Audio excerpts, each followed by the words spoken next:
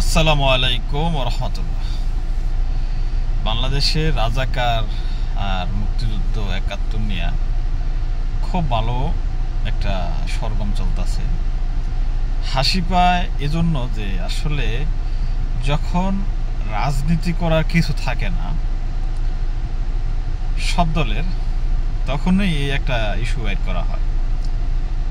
কারণ কি, এই যে ৭১ বিষয়টা, এটা কিন্তু রাজনীতিতে আজকে নতুন কিছু নয়।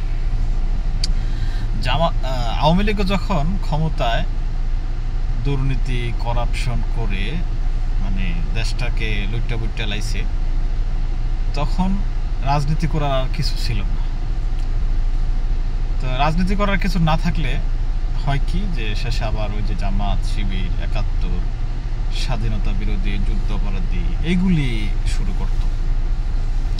সেম অবস্থা বর্তমানে বিএনপির। তারা ক্ষমতায় নাই যদিও, কিন্তু অনেকে মনে করে যে ক্ষমতায় আছে, সামনে আসবে ফেব্রুয়ারির পরে। তারা মানে ৫ই আগস্টের পরে বেসিক্যালি তাদের কোনো রাজনীতি নাই বাংলাদেশে। যেটা আছে সেটা আমরা সবাই জানি, চাঁদাবাজি, গার্ড দখল, বাজার দখল, স্ট্যান্ড দখল, এইগুলি হইতেছে।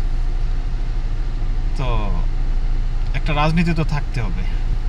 তো রাজনীতিটা কি খুঁজে তো পায় না, সেটা হয়েছে আবার ৭১ ইস্যু সামনে আনা, জামাতকে আনা।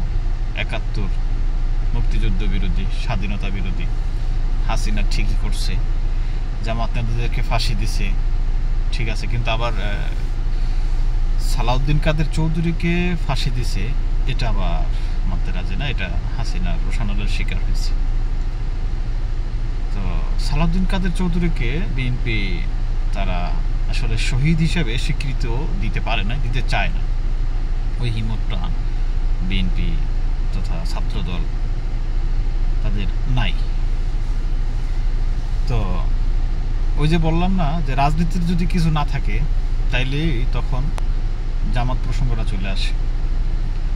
তো রাজনীতি করার অনেক কিছু আছে দেশে, এটা মানে মানে খুঁজে বের করতে হবে। কিন্তু যদি ৭১ ইস্যুকে সামনে আনেন, তাহলে বিএনপির মানে কপালে দুর্দশা আলিক আছে।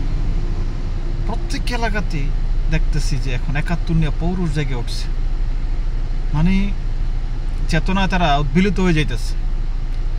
এই ৭১ চেতনা তো এটা আওয়ামী লীগের, এটা যখন বিএনপির গায়ে আসবে তখন বিএনপির মানে বিপদ খুব কাছে চলে আসবে। কারণ কি, মানুষ বিএনপিকে এটার জন্য ভালোবাসে। এই যে বিএনপির নেতাকর্মীরা এগুলি বলতেছে, ছাত্রী নেতাগুলি, এরা যদি এটা মানে পরিষ্কার করতে চায় তাইলে বলতে হবে জিয়াউর রহমান এবং খালেদা জিয়ার যে রাজনৈতিক কৌশল, রাজনৈতিক প্রজ্ঞা, সেটাকে অস্বীকার করতে হবে। কেন তারা জামাতের সাথে মানে জোট বাঁধছে, কেন ঐক্যবদ্ধ হয়েছে, জামাতকে নিয়ে তারা মানে এই মন্ত্রণালয়, ক্যাবিনেট গঠন করছে। তো সেগুলা যদি আপনি ক্লারিফিকেশন না কইরা আবার সেই ৭১ কার্ড খেলেন, স্বাধীনতা বিরোধী কার্ড খেলেন, তাইলে অন্ততপক্ষে বিএনপির রাজনীতি হবে না। তাদের আগে রিপারচার করতে হবে যে বিএনপি যাওয়াটা তাদের ভুল হয়েছে, মানে জামাতের সাথে জোট করাটা ভুল হয়েছে, এবং জাতির সাথে এটা তারেক রহমান সহ মানে জাতীয়ভাবে এটা ক্ষমা চাইতে হবে আগে জাতির কাছে, যে জামাতের সাথে তারা যুদ্ধাপরাধী, তাদের সাথে আমাদের জোট করে আমরা ভুল করছি, আমরা মানে একটা রাজনৈতিক দল হিসেবে আমরা ক্ষমা চাই। সে যদি ক্ষমা না চায় তাইলে বুঝতে হবে যে বিএনপি যখন ক্ষমতার প্রয়োজন নির্বাচনের সময়, তখন যে কারো সাথে জোট করতে পারে। স্বাধীনতা বিরোধী হলেও তার সাথে জোট করতে হবে। তো এই যে একটা ক্ষমতালোভী, এটা মানে এই বিষয়গুলি মানে ক্লিয়ার করতে হবে জাতির সামনে। তার আগে এই যে ছাপড়ি টাপড়ি এগুলি দেখলাম আমাদের বাঞ্ছারামপুর কিছু কিছু নেতা, যেগুলির চেহারা জীবনও বাঞ্ছারামপুরে মানে এই আওয়ামী লীগ সরকারের আমলে বিএনপি হয়ে পরিচয় দিচ্ছে, এরকম নেতা নাই। তারা এখন পৌরুষ জেগে উঠছে, বড় বড় লেকচার মারতেছে, বড় বড় ভাষণ দিতেছে, বক্তৃতা দিতেছে।